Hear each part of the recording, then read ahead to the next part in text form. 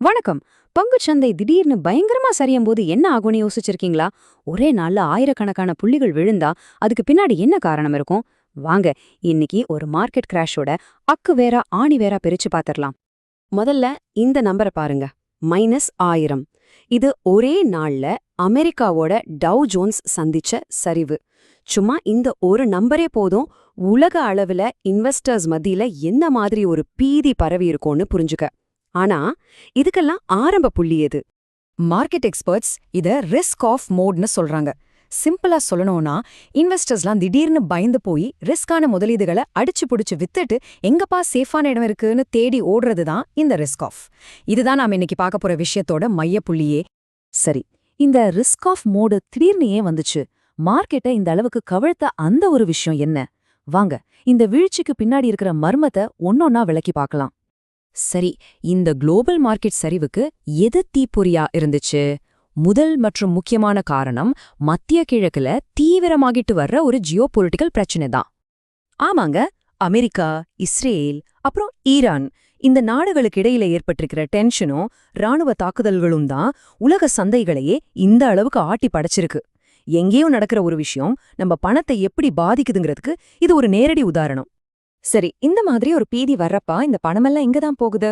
ரொம்ப சிம்பிள்.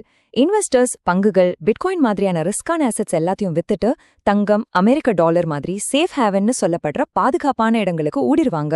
ஏன்னா இது லாபம் பாக்குற நேரம் இல்ல, போட்ட முதலீட்டையாவது காப்பாத்திக்கணுங்கிற நேரம். அப்போ இந்த சேஃப் ஹெவன், அதாவது பாதுகாப்பான புகலிடம்னா என்ன?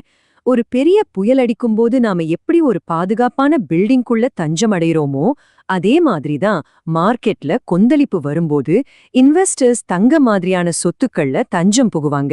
ஏன்னா அதோட மதிப்பு அந்த புயல்ல குறையாது, சில சமயம் அதிகமாக கூட செய்யும். அடுத்ததா இந்த ஜியோபொலிட்டிக்கல் பிரச்சனை எப்படி உலக பொருளாதாரத்தை நேரடியா தாக்குதுன்னு பார்க்கலாம். இதோட முதல் மற்றும் உடனடி விளைவு எனர்ஜி மார்க்கெட்ல தான் தெரிய ஆரம்பிக்குது.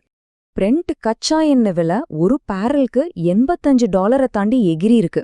இது உலக பொருளாதாரத்துக்கு ஒரு பெரிய அடி. மத்திய கிழக்குல நடக்கிற சண்டைக்கும் உங்க வண்டிக்கு போடுற பெட்ரோல் விலைக்கும் நேரடி தொடர்பு இருக்குன்னு இது மூலமா புரிஞ்சுக்கலாம். ஏன் இந்த பதட்டம்? அதுக்கு காரணம் ஹார்முஸ் ஜலசந்தி. இது ஒரு சின்ன கடல் வழிதான், ஆனா உலகத்தோட 1/5 பங்கு எண்ணெய் வர்த்தகம் இது வழியாதான் நடக்குது. இங்க ஒரு சின்ன பிரச்சனை வந்தா கூட உலகத்துக்கான ஆயில் சப்ளை மொத்தமா நின்னுடுங்கிற பயன்தான் மார்க்கெட்டை பீதியில தள்ளியிருக்கு. ஆயில் மட்டும் இல்ல, ஐரோப்பால நேச்சுரல் கேஸ் விலை வெறும் 2 நாள்ல 44% அதிகரிச்சிருக்கு. இதனால அங்க இருக்கிற தொழிற்சாலைகள், கெமிக்கல் இண்டஸ்ட்ரி எல்லாமே முடங்கி ஒரு பெரிய பொருளாதார சரிவு வந்துருமோன்னு ஒரு கவலை ஏற்பட்டிருக்கு. சோ இங்க கவனிக்க வேண்டிய முக்கியமான விஷயம் என்னன்னா, இப்படி எனர்ஜி விலை ஏற ஏற அது பணவீக்கத்தை, அதாவது இன்ஃப்ளேஷனை அதிகமாக்கும். இன்ஃப்ளேஷன் அதிகமானா சென்ட்ரல் பேங்க்ஸ் வட்டி விகிதங்களை குறைக்க யோசிப்பாங்க. ஏற்கனவே விழுந்துட்டு இருக்கிற ஸ்டாக் மார்க்கெட்டுக்கு இது இன்னொரு கெட்ட செய்தி. இந்த குளோபல் இம்பாக்ட் நம்ம இந்திய சந்தையை எப்படி பாதிச்சது? வாங்க, அந்த இரண்டாவது அலையை பத்தி கொஞ்சம் டீட்டெயிலா பார்க்கலாம். இங்க ஒரு இன்ட்ரெஸ்டிங்கான விஷயம் நடந்துச்சு. மார்ச் 3ஆம் தேதி ஹோலி பண்டிகைக்காக இந்திய சந்தைகள் லீவ்ல இருந்துச்சு. ஆனா அதே நாள்ல உலக சந்தைகள் பயங்கரமா சரிஞ்சுது. அதனால அடுத்த நாள் நம்ம மார்க்கெட் திறக்கும்போது அந்த மொத்த சரிவோட தாக்கத்தையும் ஒரே நாள்ல சந்திக்க வேண்டிய ஒரு கட்டாயம் ஏற்பட்டுச்சு. இதோட விளைவு என்ன? அதிக எரிபொருள் விலையால நேரடியா பாதிக்கப்படுற ஆட்டோ, ரியல் எஸ்டேட், பெயிண்ட் மாதிரியான துறைகள் ரொம்பவே அழுத்தத்துக்குள்ளாச்சு.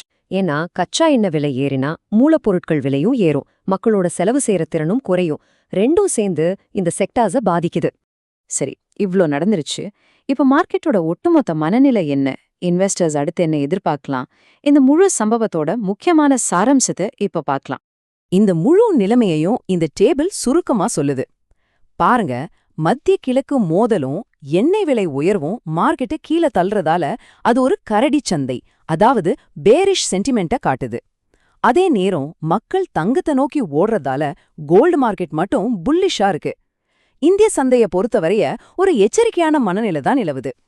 இந்த மாதிரி சூழல்ல மார்க்கெட் அனாலிஸ்ட்களோட அட்வைஸ் என்ன தெரியுமா? ரொம்ப சிம்பிள்.